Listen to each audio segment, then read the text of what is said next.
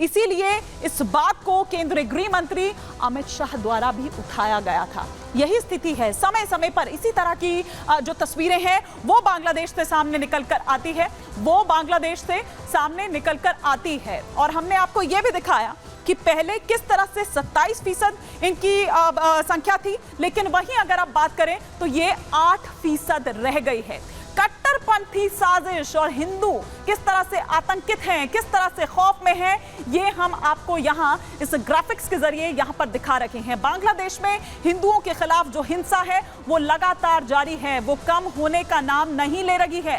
कट्टरपंथी साजिशें, रोज जो नए नए फरमान हैं वो सामने आते हैं और उस हिसाब से एक्ट करते हैं जो वहां पर उपद्रवी हैं। दंगाई है, हिंदुओं के घरों और दुकानों को आग के हवाले किया जा रहा है, वहां आगजनी की जा रही है, लूटपाट मचाई जा रही है। हिंदुओं की दुकानों में अब भी तोड़फोड़ देखी जा रही है। ऐसा नहीं है कि अब ये थम गया, इतने दिन इस मामले को हो गए हैं, लेकिन अभी तक इस पर कंट्रोल नहीं पा रही है यूनुस सरकार।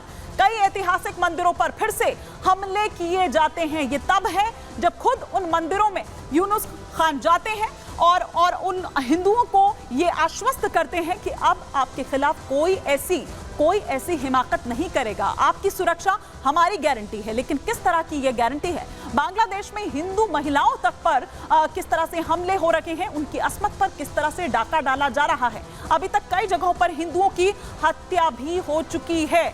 लगातार ये आंकड़ा बढ़ता जा रहा है। शहर शहर मॉब लिंचिंग की जो घटनाएं हैं वो आप देखिए किस तरह देखने को मिल रही है। हिंदुओं के खिलाफ 48 जिलों में अब तक 278 हमले हुए हैं, जो अब तक मामला निकलकर सामने आया है। बांग्लादेश में हजारों हिंदू परिवार बेसहारा हो गए हैं। उन्हें नहीं समझ आ रहा कि आखिर वो क्या करें, यहां से किस तरह से निकले।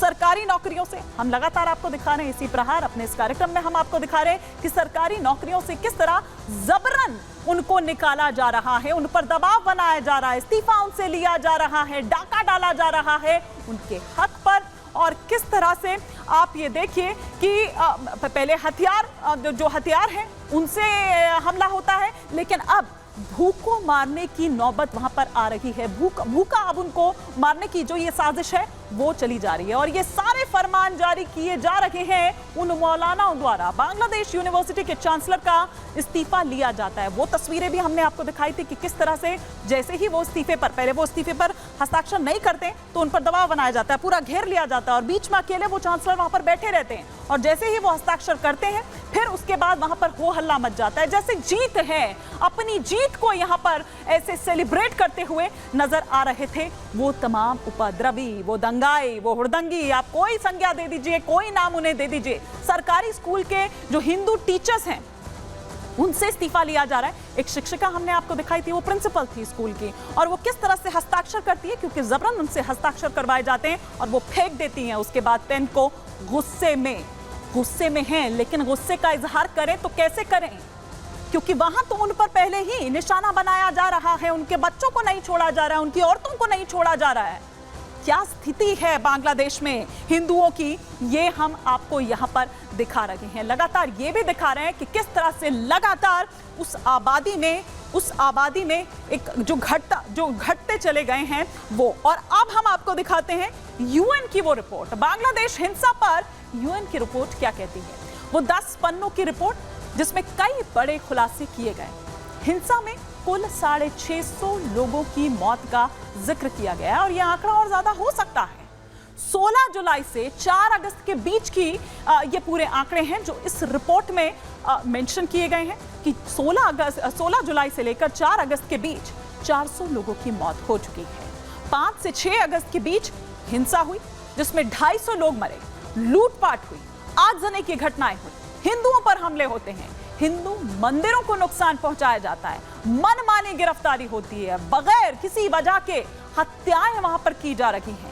मरने वालों में राहगीर, अभी आपने देखा कि किस तरह से राह चलते वहां पर लोगों को दौड़ा कर उनको मारा जा रहा है, पीटा जा रहा है, उनको भगाया जा रहा है। क्या पत्रकार हो, क्या सुरक्षा बल के वहां पर जवान हो, तो ये स्थिति है और उस रिपोर्ट में इसका जिक्र किया गया है। पूरा 10 पन्नों की ये पूरी रिपोर्ट है जिसमें ये तमाम बातें दर्ज हैं, मेंशन किए गए हैं। लेकिन आइए अब हम आपको बताते हैं कि जो कुछ बांग्लादेश में हो रहा है क्या इतिहास है, क्यों आखिर ये पिक्चर ये जिस तरह से तख्ता पलट के बाद वहां पर निकलकर सामने आ रही है, आखिर क्यों आ रही है, ये हम आपको यहां पर बताते हैं। बांग्लादेश जमाते इस्लामी का इतिहास, जो ये पूरी स्क्रिप्ट लिख रहा है, जिसके पीछे है जो आज से नहीं लिखी गई बल्कि पिछले कई वर्षों से लिखी जा रही है। और निशाने पर कौन है?